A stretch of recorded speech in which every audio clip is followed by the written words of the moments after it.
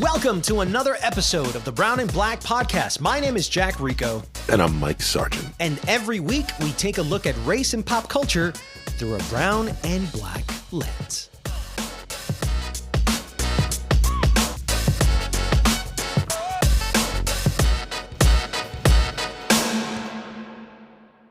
Mike, I'm waking up this morning and this is the front page as of this recording of the New York Times in the technology section. Confusion and frustration reign as Elon Musk cuts half of Twitter's staff, which ends up being 3,700 people that today are unemployed.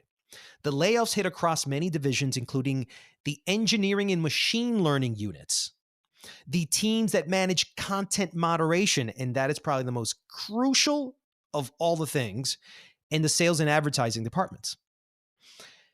How much have you been hearing about this, Mike? Because I have to be honest with you, brother. I can't get on anything. Instagram, TikTok, just regular news. Everyone's talking about Twitter. Are you experiencing the same thing or not? I am, but I put things in context. Social media has dominated all our lives for at least the last 4 or 5 years.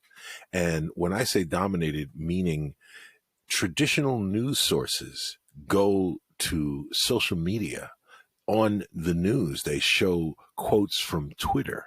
Okay, we all know what happened with Trump and all of that. So social media is the dominant force in our lives. It has helped organize for activism. It is inspire great things and awful things. Social media is part of human society now. It's like breathing and air and food. It is part of the fabric of society. And in this episode, we're going to focus on how this Twitter debacle that's happening in our country is affecting people of color, brown and black folks. What is the connection here? We'll get to that in just a second. But Mike, let's really talk about something that is crucial to our community, our society. It's the midterms are coming up.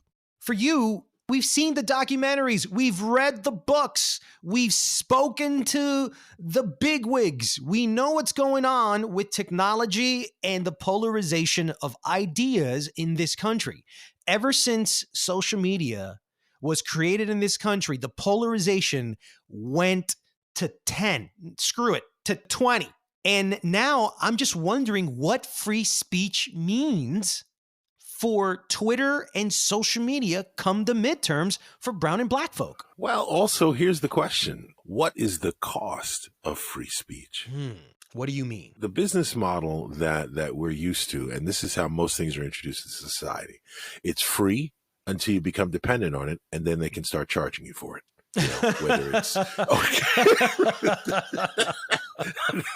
You have free speech until it's no longer free. It's exactly, an oxymoron. Everything that's introduced into society starts out either free or really cheap. You remember when ATMs didn't cost anything? It was just free, and they were trying to get you to start using them. Stop going to the teller. Just go use the ATM. Use the ATM. Until you created and developed the habit. Exactly. Because once you're addicted to it, then they start charging you. So what he's betting on here by charging now for the verification, and then eventually, like everything else, he's going to charge. It'll start cheap. Right now, $8 a month for a blue check. So he's not planning on building revenue through ad sales. He's planning on having subscriber and verification and levels of Twitter, I'm assuming. So again, how can we be excluded, and what will it mean besides freedom of hate speech? There's a cost. There's a cost for the freedom of speech. That's what I'm saying. It is, and it's $8.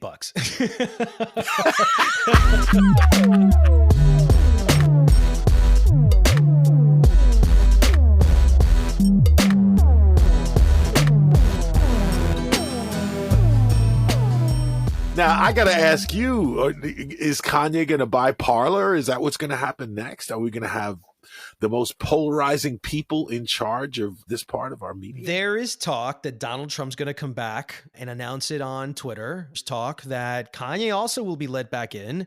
But there is talk that he's also trying to buy Parler. I mean, this dude is looking for someone to listen to him at the moment because he's unraveled to a point that he's been canceled. Kanye West has been canceled. And so much like Trump, dude, if you don't have a megaphone to talk all your BS about, then you are BS. Full BS, period. And I think that these celebrities are starting to feel that. And like Kyrie Irving from the Nets, who had to apologize because he posted this anti-Semitic film about Black Israelites and how white Jews took the power that the Black Jews had, and he started tweeting it. It was a Twitter debacle. This whole thing with he's been suspended. He can't play in the NBA anymore. He belongs to the Brooklyn Nets. Brooklyn is so Jewish. I think that the commissioner of the NBA is Jewish. So I don't want to get into that whole thing, but this is Twitter. Twitter is bad and Twitter is good because for all the amount of bad stuff that is happening on Twitter, and I think this is a struggle that a lot of people who are on Twitter are going through, is that you just lost someone very special. And you start getting tweets. My condolences. We're here for you. If you want to talk, this has happened before. Hear my thoughts on that. Loving words, Mike. When everybody comes together in a positive way on social media, you then start understanding the potential of real, true change and true unity. Twitter, like any aspect of society, has been weaponized against people of color. We all know what happened with the Asian actress from Star Wars. We know what happened with John Boyega on Twitter. We also know that Twitter, like the rest of society, has segments. There's Black Twitter. There's the right wing of Twitter. Was a large MAGA Twitter. There was a large QAnon on Twitter. So there are segments of any social media platform. And the question is, who's going to benefit the most, or who will continue to benefit from Twitter? And then who's going to really be at risk? Because that same person, and we could just use Nancy Pelosi's husband as an example. Okay. Here is a man gets attacked in his house, and not only they spinning it to say ridiculous conspiracy theories, but they're also, let's just say, insensitive and making jokes about it. Now, if Nancy Pelosi had a Black or Latino husband, can you imagine? The stakes of free speech are very different for a person of color who is at risk when quote unquote free speech is now not moderated for hate. Twitter is really a writer's platform. If you're a writer and you can condense humor, substance within 140 to 280 characters, you're a good writer. And a lot of these writers have become celebrities. So they depend. Twitter is essentially a Substack newsletter for these guys. They wake up in the morning, hey, everybody, here's a thought I have. Here's some wisdom I picked up. And it's like, because of the followership and the consistency, it's become a full-time job for them. So when Twitter leaves, if it leaves, and everybody just says, we don't want to be a part of this, and you no longer have that megaphone or that engagement, and you happen to be brown or black, you're fucked. There's your status. There's your cachet. There's everything you've earned. There's the megaphone that other editors from magazines, digital websites, content streaming companies, social media companies, influencers that want to have you now don't have that. So where are you going to go? Everybody's been talking about this new social media app called Mastodon, which is a weird name for a social media company. And supposedly that they're trying to pick up the slack from Twitter. I just don't know if it works well. But journalists of color need sometimes to have a platform where they can write, put out their articles, make money through that. And then the verification aspect of it, which is the credibility of that brown and black person. Listen, we're not being hired by any white media companies, man. And let's just be damn honest about it. They don't like us. They don't like our perspectives. They don't like our visions. They don't want to hear us. So we got to create our own forms of communication. And this is it. It's Twitter. It's podcasting. So when you just give that verification, that status that you're a credible, independent freelance journalist, when they had to fight so hard to get that blue check, Mike, that's credibility. This whole society, everybody judges you. Everybody is biased, prejudiced, racist, everything about you. That is their immediate thing. It's like, this guy's gonna Judas me any minute now. So credibility means something in a society full of misinformation and disinformation. When you're so overwhelmed, when there's oceans of disinformation, credibility fucking matters. And for me to be able to get that, I had to submit governmental papers. I had to submit 3 links for this and 3 links for that. Not everybody has that, and I had it and I got it. Now, if you just pay $8 for Twitter Blue, any idiot can get it. There's no more criteria. So what does that mean for a black journalist? For a Latino journalist that doesn't have the New York Times backing them up, that doesn't have Vox or The Atlantic, backing them up. And it's just us independently. You remove that shit and anybody could take your name. Anybody could be verified. Anybody could go anywhere on your behalf. Because there's all these bots, right? But they see the verification.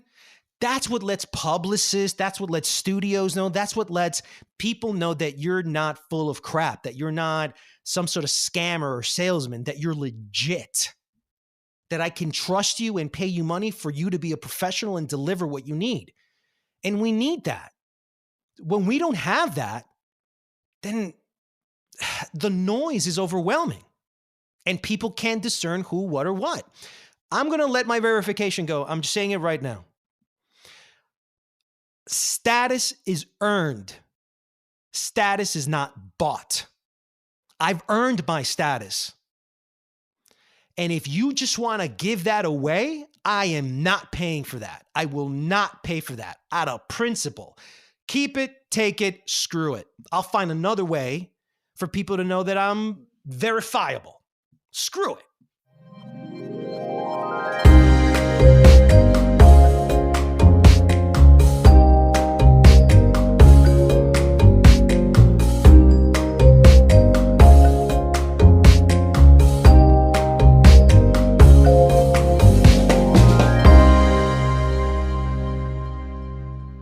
Mike, I know you're on Twitter, but you don't really engage that much in Twitter. So my question is, why do you have Twitter?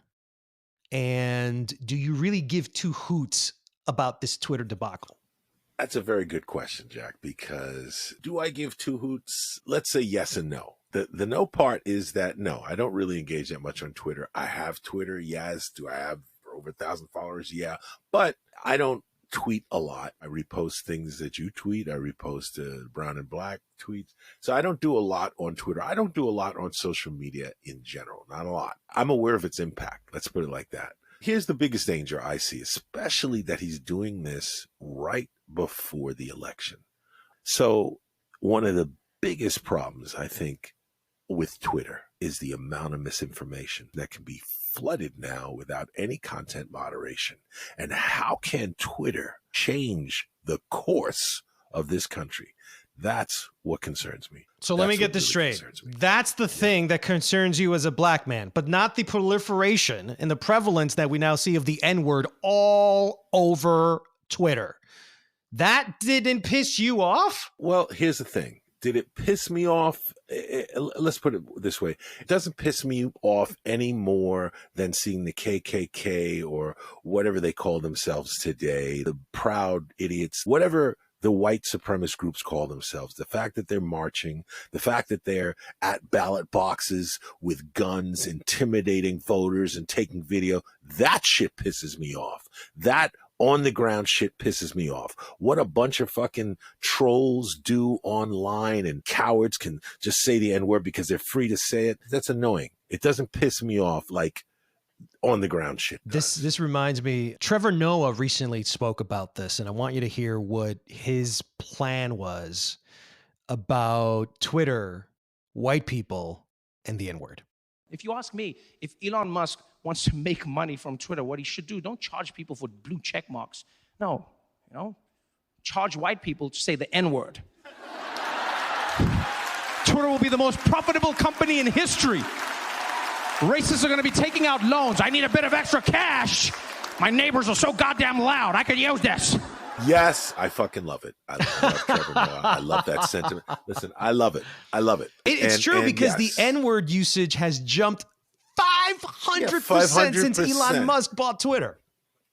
Listen, from where I'm sitting, that's a bunch of pussy motherfuckers who would never say that shit in the face of a black man. Right, and that's the hypocrisy that you have to hide behind a digital avatar because you're such a coward. Does that piss me off? No.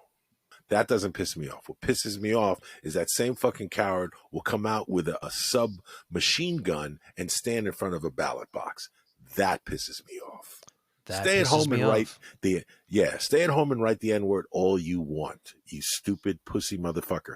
But if you're going to go out there and start intimidating people, men, women, children, no. Now I'm pissed. Now I want to go out there and kick your ass. So LeBron James from the LA Lakers, probably the face of the NBA for the last 10, 15 years. Here's what he said about that whole discussion on what moderation and the problems of not having enough moderation is going to do to Twitter and people of color. I don't know Elon Musk, and to be honest, I could care less who owns Twitter, but I will say that if this is true about the increase of the N-word and the allowability, I guess, of being able to say it with such casualness, then this is really serious and it's scary as fuck. So many damn unfit people saying hate speech is free speech. That's not good. So when you have LeBron James, when you have Alexandria Ocasio-Cortez fighting with Elon about this, a Latino Puerto Rican and a black man, brown and black folk, we got problems, man. We got problems walking into this because what if Twitter becomes a white supremacist social network? What if Twitter becomes what Parler was supposed to be? Or what is it, Trump's social truth or something like that? What if Twitter becomes that? Will that continue to affect brown and black folk in any way or not? Dude, you say what if? I don't say what if. I say when. Okay, I have no doubt that's what's going to happen. Now, let's put it this way. I think every dog has its day. Twitter's day is done. Okay, just like Facebook's day is done. Is it a significant force? Do lots of people still stay on Facebook? But who's really quoting from Facebook? Nobody's quoting from anybody's Facebook. Okay, what'll happen is that you've seen all the brown and black folks have all left in droves. Every major celebrities, brown and black, have left Twitter, and those who haven't are already threatening to. So, in my opinion, it's a natural attrition. I don't know about Mastodon. I don't know why I would name a social network after an extinct creature. I don't know. But it's sort of, you're already setting yourself up. I could already see the teaser trailer for Mastodon. It begins at the beginning of the Genesis of Dawn. Exactly. At the beginning of dawn, man traveled with the mastodons. You hear?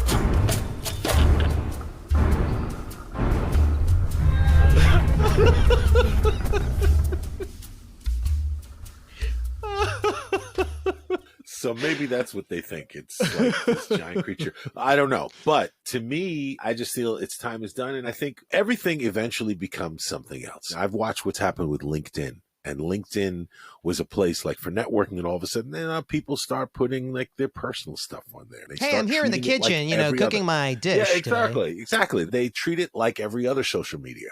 So to a certain extent, then you see the real movers and shakers have stopped doing much on Twitter. They put their professional stuff out there, but that's about it. Because again, even Clubhouse.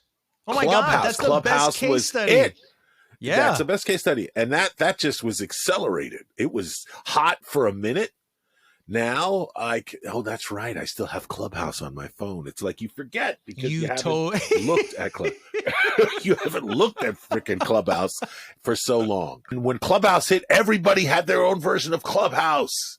I was so on it, man. I loved Clubhouse. And then they didn't. But you know what? Everything is out of touch until it isn't. Like Musk says he's going to bring back Vine. I didn't hear that part. I loved Vine. Well, I loved Vine. It was very creative, and I think that the talent on Vine was the best. Dude, Vine was the precursor to TikTok. Yes, it was. Yes, it was. That was the precursor. That was the tone that TikTok ended up copying. But it was all Vine, man. I loved Vine. I just wasn't a part, just because I wasn't creating that type of video. I think he's got to do maybe he'll bring Jack back. Jack Dorsey? Jack back. Yeah. No. Will Elon Musk bring Jack Rico back? Back to Vine. My last thought on this is I think Musk is going to have a hard time making money with Twitter. He says he was bleeding like $4 million a day, so he had to cut back on staff. All right, that's a short-term solution. But as all the major people start leaving the platform, he still has a lot of influence. And right now, as a corporate individual, vote-wise, he can sway things towards, let's just say, those who have corporate interests in mind.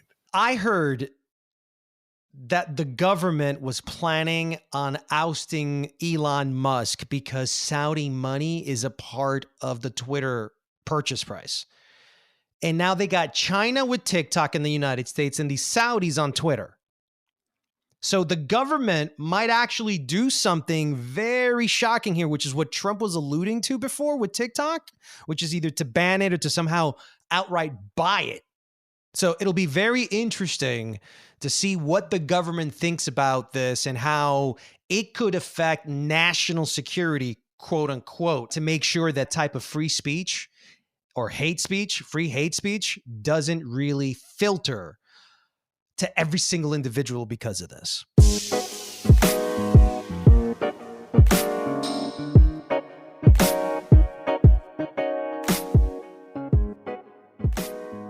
Next week, Mike, Wakanda Forever comes out. I understand you're already going to be there to see it, right? By the time this is airing, I will be. I'm not, so I'm going to be depending on you to tell me what we think about this Black Panther Wakanda Forever. Is it going to break records? Is it going to be the best film of all time? The best? What will happen with? What will be the impact? And will it be any good? Because I feel like Marvel is slightly losing its touch. So let's see. A colleague of ours interviewed me about what was the impact and the importance of Black Panther and why was it so important. And I think there are three big things about Black Panther and what it did. One, it showed that a story with a Black hero that is not only Black, but a hero that embraced their culture, their Blackness, could succeed. Two, it showed that not only would it succeed, but people all over the world would want to see it. So that means Black stories about people of color. Yeah, people would still pay money to see that. And then three, it showed that, guess what? White kids loved it too. Yeah, just like they like hip hop, dude. They like Black culture, dude. And when it's cool, so it's the epitome of cool. I can't wait to listen to your review next week because, man, I'm just excited. Just looking at the trailer, dude. I'm like all in there.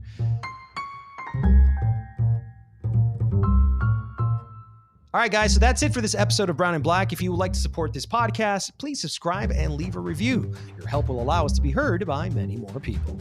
This episode was edited by Joshua Tirado. You can follow our comments and opinions on @BrownBlackPodcast on Twitter, Instagram, and now on YouTube. We'll see you on the next episode of Brown and Black.